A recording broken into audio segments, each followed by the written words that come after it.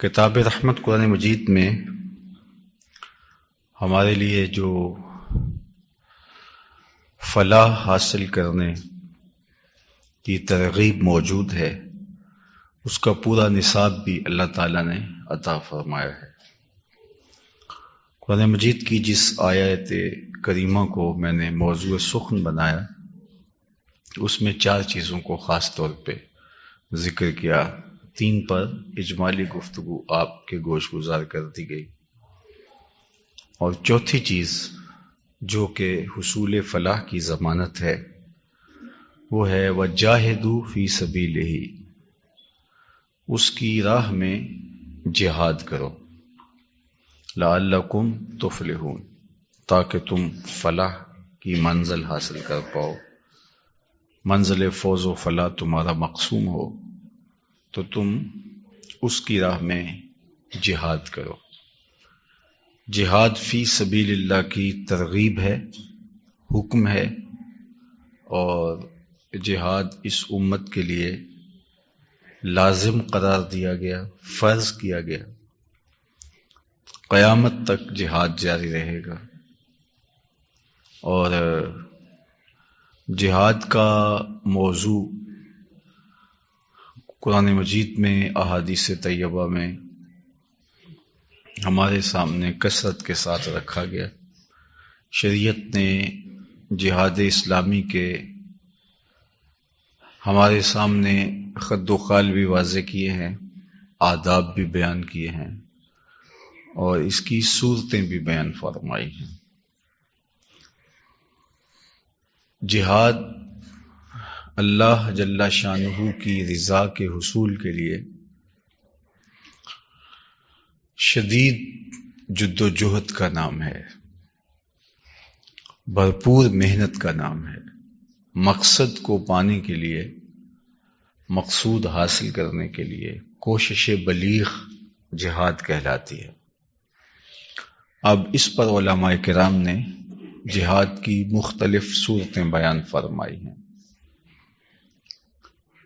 ایک جو کفار کے ساتھ میدان جنگ میں کیا جاتا ہے اس کو جہاد بھی کہا جاتا ہے، اور شریعت اسلامیہ میں اس کے لیے قتال کا لفظ بھی استعمال ہوا ہے۔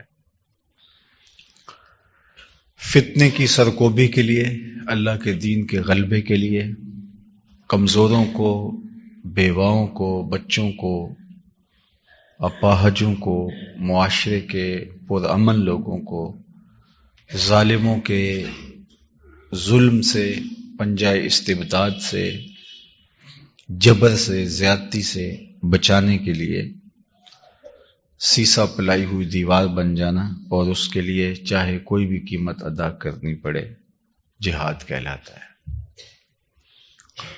غلبہ اسلام کے لیے، اسلام کو دیگر ادیان پر غالب کرنے کے لیے جو محنت، جد و جہد کی جاتی ہے وہ جہاد کہلاتی ہے۔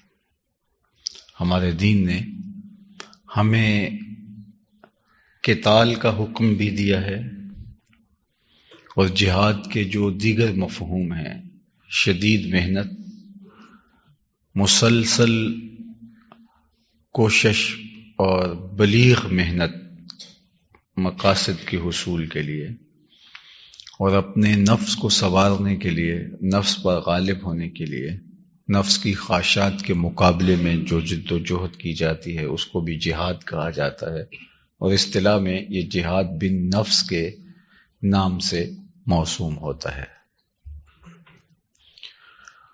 تو ہماری شریعت نے ہمیں ہر طرح کے جہاد کرنے کی ترغیب دی ہے۔ آگے آداب ہیں اس کے، جو قتال ہے وہ ہر شخص اٹھ کے اس کا اعلان نہیں کر سکتا، اگر ایسا ہونے لگے تو معاشرے میں شر اور فساد پیدا ہو جاتا ہے۔ اس لیے وہ مسلم حکمرانوں کی ذمہ داری ہے کہ وہ جہاد بالسیف کا اعلان کریں۔ از خود اکیلا کوئی شخص کھڑا ہو کے، کوئی جتھا، کوئی گروہ کھڑا ہو کے اس طرح کرنے لگے گا تو جس طرح ماضی میں ہمارے ساتھ ہوا، اور پھر کتنی قیمتی جانیں گئیں، تو وہ نقصان ہمیں اٹھانا پڑتا ہے۔ تو سلطان اسلام جہاد کا اعلان کرتا ہے۔ بعض اوقات ایسا ہوتا ہے کہ سلطان کمزور ہوتا ہے، بزدل ہوتا ہے، یا کسی وجہ سے وہ اعلان نہیں کر پاتا، تو اس کو جو مفتیان کرام ہیں وہ مجبور کریں، فتویٰ صادر کریں، اور اس کو ترغیب دیں اور اس کو زور دیں کہ وہ جہاد کا اعلان کرے۔ عوام کا پریشر بھی ہوتا ہے، اور لیکن اعلان وہی کرے گا۔ حدود شرعیہ کا قیام اور جہاد یہ سلطان کی ذمہ داریوں میں سے۔ اسلام نے ذمہ داریاں بانٹی ہوئی ہیں۔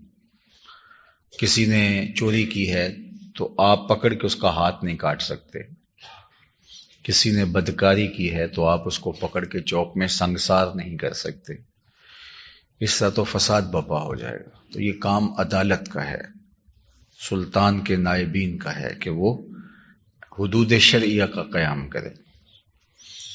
تو ان میں سے اہم ترین جہاد ہے، جو جہاد بالسیف ہے یا جس کو قتال کہا گیا۔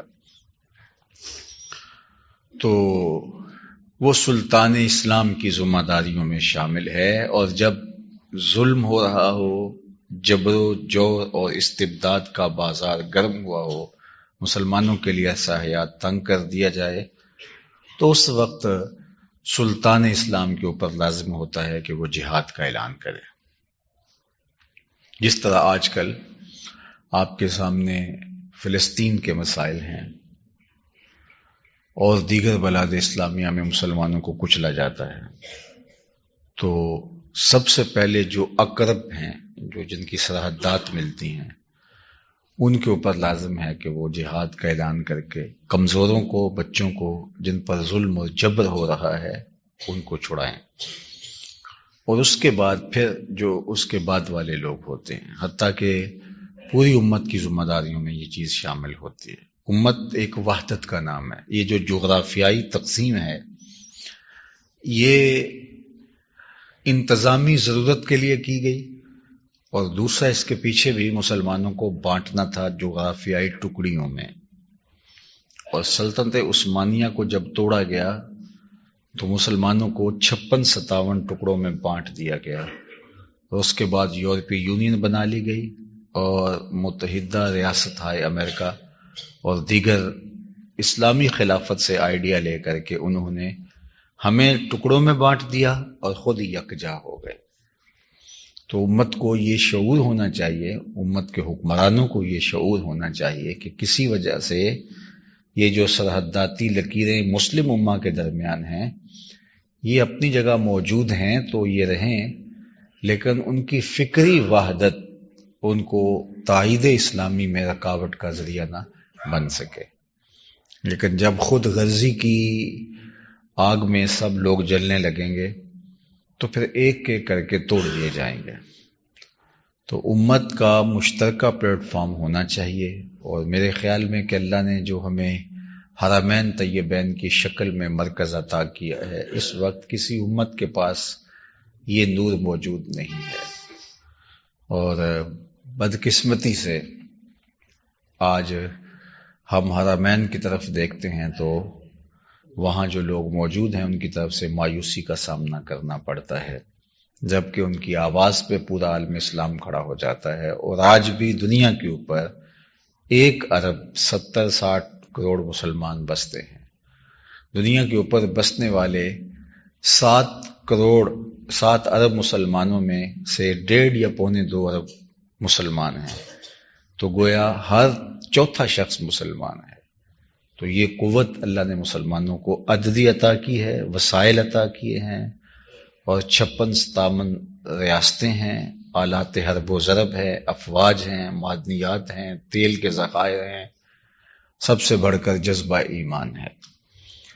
لیکن وہ اقبال نے کہا تھا، چمن میں رخت گل شبنم سے تر ہے، سمن ہے سبزہ ہے باد سحر ہے، مگر ہنگامہ ہو سکتا نہیں گرم، یہاں کا لالا بے سوز جگر ہے۔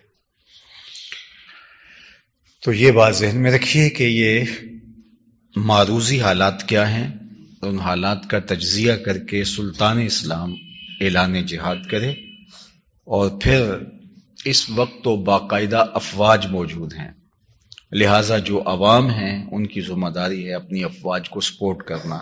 56-57 اسلامی ملک کے جو عوام ہیں وہ اپنی اپنی افواج کو سپورٹ کریں، اور افواج کا مورال بلند ہو اور وہ آگے بڑھ کے دشمن کا مقابلہ کریں۔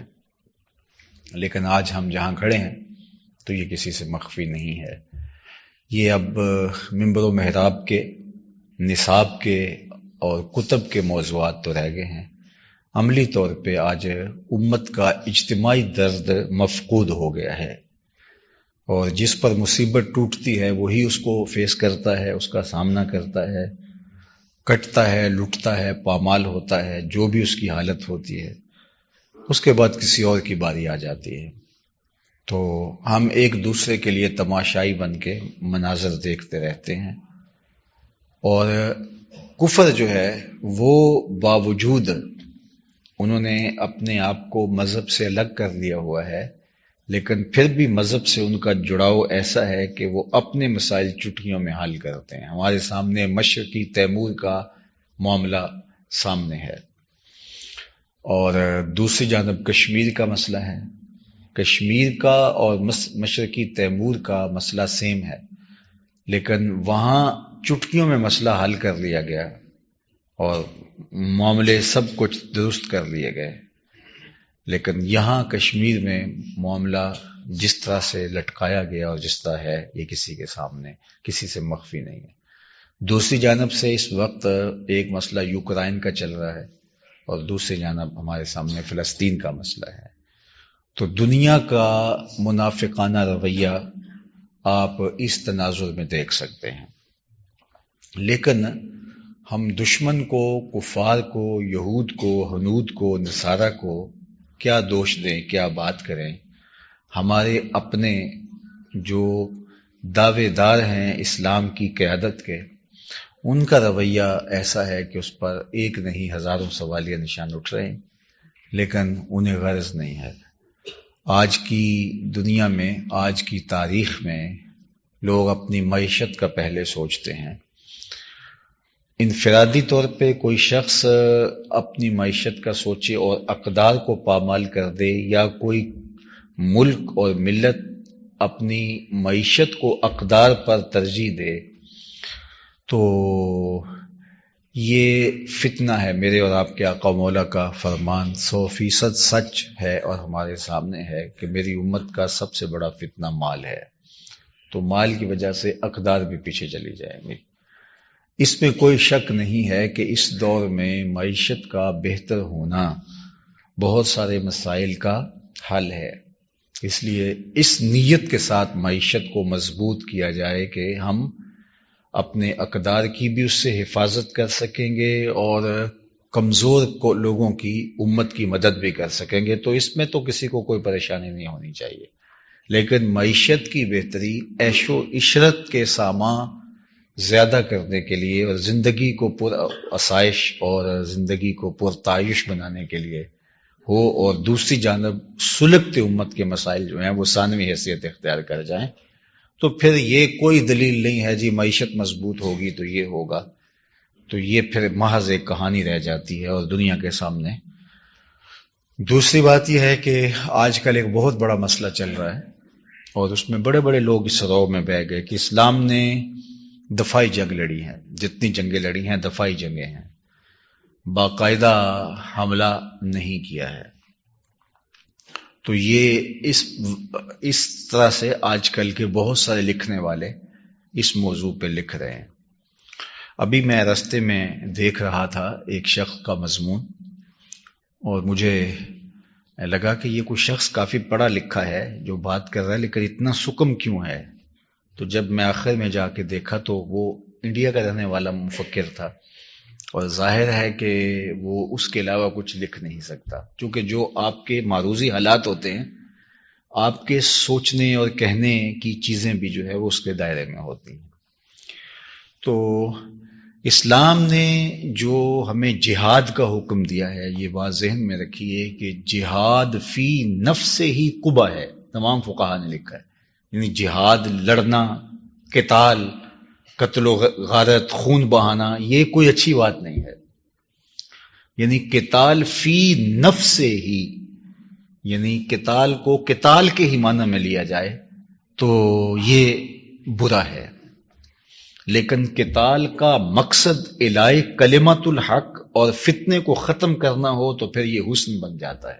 اس کی مثال یہ ہے کہ پیٹ چیرنا یا جسم کے کوئی عضو کو چیرنا، یہ اگر کوئی اس پہ خنجر مارے، کوئی چھری اور چاقو سے حملہ کرے تو یہ قبح ہی ہوگا.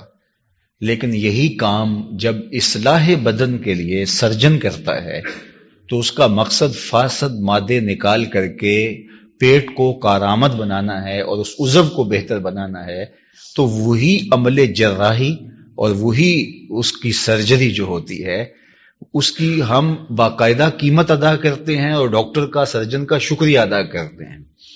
تو یہ جہاد بھی ایک سرجری ہے. تو فی نفس ہی یہ قبح ہے. کسی کو قتل کرنا، کسی کے مقابلے میں تلوار لے کے آنا جس سے اعضائے بدنیاں کٹتے ہیں، بچے یتیم ہوتے ہیں، خواتین بیوہ ہوتی ہیں اور جوانوں کی لاشیں تڑپتی ہیں. تو فی نفس ہی تمام فقہا نے لکھا کہ یہ قبح ہے. لیکن جب یہ فتنے کے خاتمے کا ذریعہ ہو، جب یہ شر کے خاتمے کا ذریعہ ہو، جب یہی الہی کلمت الحق، اللہ کے کلمے کو بلند کرنے کا ذریعہ ہو، تو یہ پھر قبح نہیں، یہ جو ہے وہ پھر حسن بن جاتا ہے، خوبصورت بن جاتا ہے. اور آج اگر یہی کام یورپ کرے، امریکہ کرے اور دنیا کی یہ طاقتیں عراق میں کریں، افغانستان میں کریں اور دیگر بلاد عالم میں کریں، تو امن کے قیام کے لیے یہ کریں نام لے کے، اگرچہ بعد میں کچھ بھی نہ ملے. وہاں عراق کے ساتھ جو کہا گیا کہ ان کے پاس کیمیائی ہتھیار ہیں، لیکن بعد میں کچھ بھی ثابت نہ ہو سکا. تو اس میں کتنا نقصان ہوا. عراق میں جس طرح انسانوں کا المیہ جنم لے چکا، اور جنگ کے خاتمے کے بعد ہمارا عراق جانا ہوا، میں نے شہزادوں جیسے بچوں کو بھیک مانگتے دیکھا. وہاں خواتین اپنی بیٹیوں کو غیر ملک سے آنے والے لوگوں کو کہتے تھے کہ یہ بیٹی، 9 عمر بیٹیاں تھیں، کہ یہ لے جاؤ اور اس کے ساتھ نکاح کرو، اس کو اپنے ملک لے جاؤ. یعنی وہ المیہ جنم لیا اور یہ دنیا کے اوپر امن کے نام پر یہ سب کچھ ہوا. اور پوری دنیا خاموش تھی، بلاد اسلامیہ بھی خاموش تھے، اس لیے کہ کرنے والا طاقتور تھا، غالب تھا. اس لیے اس وقت کسی نے نہیں کہا کہ یہ جارحیت ہے، اس وقت کسی نے نہیں کہا. اب اپنے حقوق کے لیے تھوڑا سا حماس نے پہل کر دی ہے، جبکہ یہ پہل نہیں، لڑائی تو چھڑی ہوئی ہے. ان کو پکڑ پکڑ کے ان کے مارا جا رہا ہے، ان کے لوگ گرفتار کیے جا رہے تھے. تو اگر تھوڑا سا کر دیا تو لوگوں کو یہ آ گیا کہ مسلمان پہل نہیں کرتے. کیوں نہیں کرتے؟ اپنے حقوق کو حاصل کرنے کے لیے اگر پہل بھی کرنی پڑے تو اسلام کی تاریخ بھری پڑی ہے اس سے. تو یہ جو فکر ہے کہ مسلمان صرف دفاع کی جنگ لڑتا ہے، اس کے اوپر حملہ ہوتا ہے اور وہ دفاع کی ہی جنگ لڑتا ہے، ایسا نہیں ہے. یہ بالکل واضح ہے کہ دفاع کے لیے بھی مسلمان لڑتا ہے، اور اگر اس کو الہی کلمت الحق کے لیے جھپٹنا پڑے، حملہ کرنا پڑے، تو اسلام کی تاریخ اس سے بھی خالی نہیں ہے. لیکن یہ بھی اپنی جگہ پہ حق ہے کہ مسلمانوں نے جنگ کے آداب بھی بتائے ہیں، اور حتیٰ کہ درختوں کو کاٹنے سے بھی منع کیا ہے. اور آپ دیکھیں فتح مکہ کے موقع پر ایک کتیا نے بچے دیے ہوئے تھے، تو اللہ کے محبوب علیہ السلام نے ایک صحابی کو وہاں کھڑا کر دیا، کہا جتنی دیر تک سارا لشکر گزر نہیں جاتا تم ان کی حفاظت کے لیے یہیں موجود رہنا. یہ اسلام کا نظم ہے. اور میں آپ کو ایک اور بات بتاؤں کہ بدر کے اندر تو جو 70 لوگ قید ہوئے تھے، ان کے 70 لوگ مارے گئے تھے اور 70 لوگ قید ہوئے تھے. اس زمانے کے اندر یہ جو گندم کی روٹی ہے، یہ اہل عرب کے ہاں یہ بہت کم دستیاب تھی اور یہ ان کے ہاں ایک مہنگا کھانا تھا، تو مسلمانوں کے پاس اتنی گندم نہیں تھی. تو پھر حکم کیا ہوتا ہے کہ تم دوسری چیزوں سے گزارا کر لو، لیکن اپنے ان قیدیوں کو آپ گندم کی روٹی کھلائیں گے.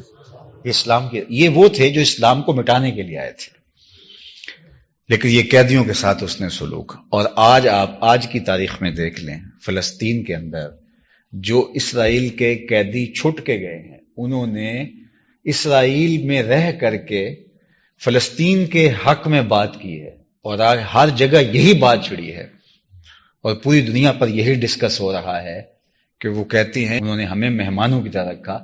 ادھر سے ہمارے لوگ بم مار رہے تھے ہاسپٹل کے اوپر اور بچے ذبح کر رہے تھے، اور ادھر یہ قیدی تھے، اور انہوں نے کہا تم پریشان نہیں ہونا، تم محفوظ ترین جگہ پہ ہو، اور ان کو آنچ تک نہیں آنے دی، اور ان کے بچوں کے جو ضروریات ہیں ان کے بچوں کو دستیاب نہیں تھے، ان کو بچوں کو پوری کی ہیں. تو آج بھی مسلمانوں کے اندر وہ جذبے موجود ہیں. تو جہاد فی سبیل اللہ، اللہ کی راہ میں قتال، تو یہ میں نے عرض کر دیا کہ یہ طے شدہ ہے کہ یہ قیامت تک جاری رہے گا. اور میرے اور آپ کے آقا و مولا کے مبارک اسماء میں سے ایک اسم رسول الملاحم ہے. آپ حضور کے 99 اسماء پڑھیں تو اس میں ایک اسم رسول الملاحم، جنگوں والے رسول. حضور علیہ السلام نے مکہ سے ہجرت کے بعد مدینہ المنورہ میں 10 سال گزارے. 10 سال حضور کے ٹوٹل یہاں گزرے ہیں. ان 10 سالوں کے اندر اللہ کے محبوب نے 27 جنگیں لڑی ہیں. 27 جنگیں اللہ کے محبوب علیہ السلام نے لڑی ہیں، اور کچھ جنگیں حضور نے طویل اسفار کر کے، جس طرح غزوہ تبوک ہے، کتنا لمبا فاصلہ تھا اور کتنی سخت مشقت اور مسافت تھی. اللہ کے محبوب خود گئے ہیں، جا کے ان کے علاقے میں پہنچے ہیں. تو اس کا ایک مطلب تو یہ جنگ ہے، قتال ہے، جہاد فی سبیل اللہ کا. اور وہ میں نے عرض کر دیا کہ وہ کسی ایک شخص کو یا ایک جتھے کو حق نہیں ہے کہ وہ اعلان کر دے، اس سے تو الٹا فساد بپا ہوگا. یہ سلطان اسلام کی ذمہ داریوں میں شامل ہے، اور دوسرا اس کے آداب ہیں، جنگ کے خد و خال ہیں، اور اس کا سارا ایک نظم اسلام نے بیان کیا. سب سے بڑھ کر مقصد اعلاء کلمۃ الحق ہے، یعنی جنگ کے بنیادی مقاصد میں سے ایک مقصد اللہ کے پرچم کو بلند کرنا. اور اس پر میں سمجھتا ہوں کہ اللہ کے محبوب علیہ الصلوۃ والسلام کی یہ حدیث قول فیصل ہے کہ آقا کریم علیہ الصلوۃ والسلام کی خدمت میں ایک صحابی عرض گزار ہوتے ہیں کہ اللہ کے پیارے محبوب، ایک شخص لڑائی کرتا ہے، راہ خدا میں جہاد کرتا ہے، حتیٰ کہ شہید ہو جاتا ہے، اور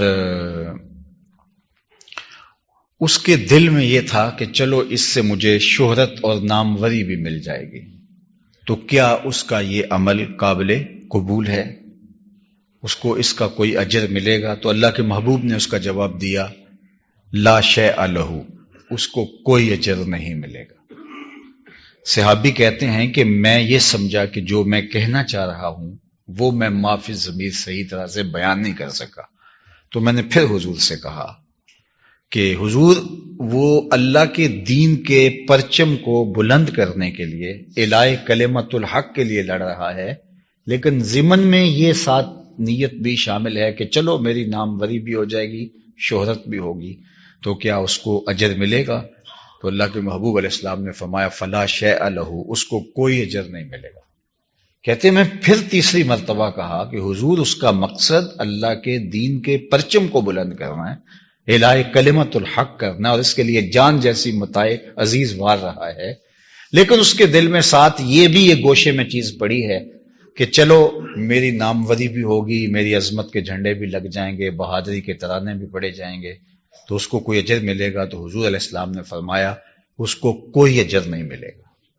کہتے میں نے پھر چوتھی مرتبہ کہا، میں سمجھ رہا تھا کہ میں جو کہنا چاہ رہا ہوں شاید میں حضور سے عرض نہیں کر پا رہا.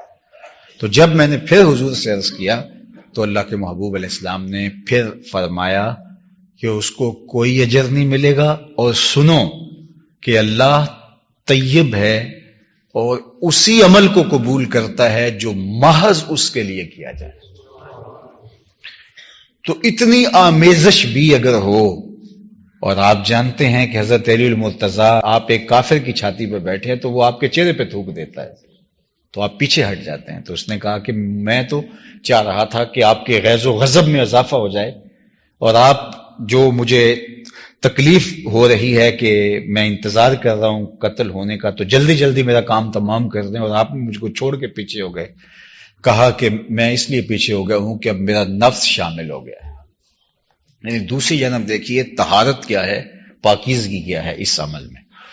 جاہدوا فی سبیلہ کا دوسرا مفہوم جو آیت کریمہ کے سباق سے بعض علماء نے کہا کہ یہ دوسرا مفہوم واضح ہے، وہ یہ ہے کہ جو جہاد بن نفس کیا جائے. ایمان کے بعد تقوی، تقوی کے بعد ابتغاء وسیلہ، اور اس کے بعد جاہدوا فی سبیلہ کا مفہوم یہ ہے کہ اپنی خواہشات کو قابو کیا جائے اور اب اپنی آرزوؤں کو اور اپنی تمناؤں کو بے لگام نہ ہونے دیا جائے، اور اپنی خواہشات پر قابو پا کر کے مجاہدہ نفس کر کے فلاح کی منزل کے اوپر فائز المرام ہوا جائے. انسان کے اندر خواہشات کا پیدا ہونا یہ ایک جذبہ فطریہ ہے، اس سے تو چھٹکارا نہیں ہے. بہت ساری خواہشات پیدا ہوتی ہیں، دب بھی جاتی ہیں. بہت ساری خواہش پیدا ہوتی ہیں، ہم ان کی تکمیل بھی کر لیتے ہیں. بہت ساری خواہشات پیدا ہوتی ہیں، ان کی تکمیل کرنا چاہتے ہیں لیکن کسی وجہ سے وہ پوری نہیں ہو پاتی. غربت کی وجہ سے، اختیار نہ ہونے کی وجہ سے، بس میں نہ ہونے کی وجہ سے، کمزوری صحت کی وجہ سے، یا کسی اور وجہ سے ہم بہت ساری خواہشات ہوتی ہیں، پنپتی ہیں، نشو و نما پاتی ہیں، دب جاتی ہیں. تو زندگی کے اندر یہ خواہشات کا ابھرنا اور ان خواہشات کا دم توڑنا یہ عمل جاری رہتا ہے. غالب نے بھی کہا تھا ہزاروں خواہشیں ایسی کہ ہر خواہش پہ دم نکلے، بہت نکلے میرے ارمان لیکن پھر بھی کم نکلے. یعنی میں نے اپنا ہر ارمان پورا کرنے کی کوشش کی لیکن پھر بھی بہت سارے ارمان میرے باقی رہ گئے، اور بہت ساری خواہشات ہیں جو میرے سینے میں جنم لیتی رہیں تو وہ پوری نہ ہو سکے. ہم بعض اوقات ہوتا ہے کہ ہمیں یہ میسر آ جائے تو ہمارے لیے کافی ہے، اور جب وہ میسر آ جاتا ہے تو ہماری خواہشات آگے بڑھ جاتی ہیں. پھر ہم کہتے ہیں ہاں اگر اتنا کچھ ہو جائے ہمارے لیے تو پھر تو ہمیں کوئی تمنا ہی نہیں رہے گی کہ کیسی پرسکون زندگی، مطمئن زندگی گزرے گی. لیکن وہاں جب پہنچتے ہیں تو اطمینان ہمیں کچھ آگے نظر آ رہا ہوتا ہے. تو خواہشات تو بڑھتی رہتی ہیں. اللہ کے محبوب علیہ السلام نے فرمایا کہ اگر ابن آدم کو سونے کی ایک وادی دے دی جائے، دو پہاڑوں کے درمیان جو خالی جگہ ہوتی ہے اس کو وادی کہتے ہیں، تو یہ دو پہاڑوں کے درمیان جو خالی جگہ ہو یہ سونے سے بھری ہوئی ہو، اتنا سونا تو کسی کے پاس نہیں ہوگا. لیکن فرض کرو اگر کسی کے پاس اتنا سونا ہو تو فرمایا اگر ابن آدم کو سونے سے بھری ہوئی ایک وادی دے دی جائے تو وہ آرزو کرے گا کہ میرے پاس دوسری وادی ہو. وہ دوسری کی آرزو کرے گا، دوسری کی تمنا کرے گا. بادشاہوں کو جو فتوحات ہوتی ہیں تو وہ پھر ایک ٹارگٹ متعین کرتے ہیں کہ یہ اتنا علاقہ آ جائے تو میرا علاقہ سیدھا ہو جاتا ہے. لیکن جب اس کے بعد جو ہے وہ آگے ان کی خواہشات بڑھتی ہے تو شیخ سعدی فرماتے ہیں کہ آخری سانس تک ان کی خواہشات دم نہیں توڑتی. جو ہے وہ دم ٹوٹ جاتا ہے لیکن خواہشات نہیں ٹوٹتی اور وہ آگے ہی بڑھتے چلے جاتے ہیں. تو یہ انسانی فطرت ہے، اس کی خواہشات بڑھتی رہتی ہیں. اب کوئی کہے کہ میں نے اپنی ساری خواہشات کو پوری کر لینا ہے، اس کے لیے میں شدید محنت اور دوڑ لگاؤں گا، تو یہ تو بادشاہوں کی بھی پوری نہیں ہوتی. خواہشات تو قارون کی بھی پوری نہیں ہوئی، فرعون کی بھی، نمرود کی بھی، حامان کی بھی، صفتت کی بھی، نفد نون کی بھی. یہ جو بڑے بڑے لوگ تھے، جو بڑے بڑے جابر اور بڑے دنیا کے حکمران ہوئے ہیں، خواہشات اور تمنائیں تو ان کی بھی پوری نہیں ہوتی. وہ جس طرح کی بھی خواہشات ہو، جنسی خواہشات ہوں، ذہنی خواہشات ہوں، قلبی خواہشات ہوں، خواہشات کا کوئی بھی رخ اور صورت ہو تو وہ تکمیل پذیر نہیں ہوتا. تو پھر اس کا حل کیا ہے کہ جائز خواہشات کو راستہ دیا جائے، ناجائز خواہشات کو روک دیا جائے، اور جو جائز خواہشات ہیں وہ بھی آپ کی ساری پوری نہیں ہوں گی. تو پھر اس کا تیسرا حل کیا ہے کہ اپنی خواہشات کے آگے بند باندھا جائے.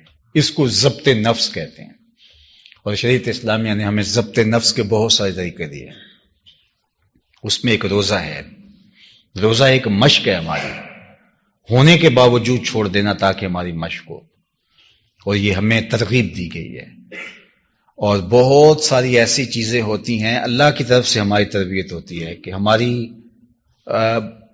ہماری منصوبہ بندی کے باوجود ہمیں حاصل نہیں ہو پاتی۔ سیدنا علی المرتضیٰ فرماتے ہیں مجھے اپنے ارادوں کی شکست سے رب کی معرفت حاصل ہوئی ہے، کہ بعض کا کوئی چیز بالکل آسان ہدف ہوتا ہے لیکن نہیں مل پاتی، تو یہ اللہ کی طرف سے تربیت ہوتی ہے۔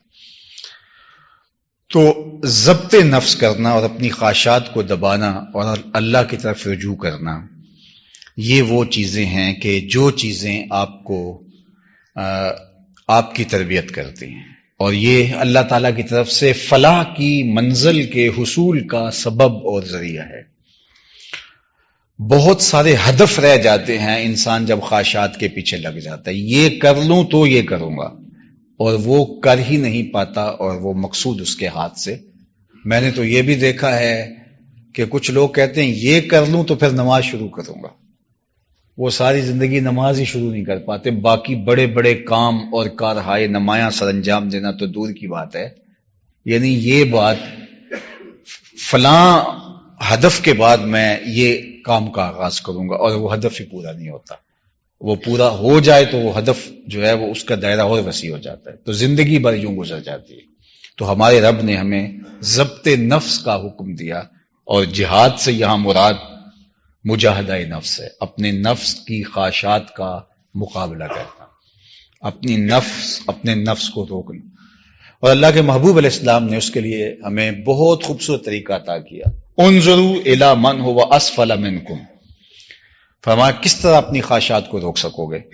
اپنے نیچے دیکھو، جب نیچے دیکھو گے تو تمہیں صبر آ جائے گا، اگر اوپر دیکھو گے تو پھر تم کبھی بھی رک نہیں پاؤ گے۔ تو کہا وجاہدوا فی سبیلہ لعلکم تفلحون، یہ ہے تمہاری منزل فلاح تک پہنچنے کا راستہ۔ وقت سمٹ گیا، میں اجمالاً عرض کر دیتا ہوں دوبارہ کہ پہلی منزل ایمان ہے، دوسری منزل تقوی ہے، تیسری منزل ابتغاء وسیلہ ہے، ایسے لوگوں کی صحبت اور قربت حاصل کی جائے کہ جن کے ذریعے سے منزل آسان ہو جائے، اور چوتھی چیز جہاد فی سبیل اللہ ہے۔ اور جہاد فی سبیل اللہ کے من جملہ مفاہیم میں سے ایک مفہوم جہاد بن نفس ہے، اپنے نفس کے ساتھ جہاد کرنا، اپنے نفس کا مقابلہ کرنا، نفس کی خواہشات کو دبا کر کے اللہ کی رضا کے دائرے میں رہنا، تاکہ نفس ہمیں اپنی خواہشات کی تکمیل کے چکر میں الجھا کر کے اللہ جل شانہ کی رضا جوئی کے عمل سے روک نہ دے۔ اگر یہ چار چیزیں ہم حاصل کر لیتے ہیں تو میرا رب ہمیں سند عطا کرتا ہے لعلکم تفلحون، تو پھر تم فلاح پا جاؤ گے۔ یہاں لا اللہ شک کے لیے نہیں ہے، یہاں اللہ تعالیٰ کی طرف سے یہ لا اللہ کا جو لفظ ہے یہ ہمارے لیے یقین کا نور بانٹتا ہے۔ اگر تم ان چار چیزوں کو حاصل کر لیتے ہو اور اس کا نتیجہ 2x2=4 کی طرح تمہارے سامنے ہے کہ اللہ تعالیٰ تمہیں پوری کامیابی اور کامرانی نصیب فرمائے گا، اور اس کامیابی کا تعلق دنیا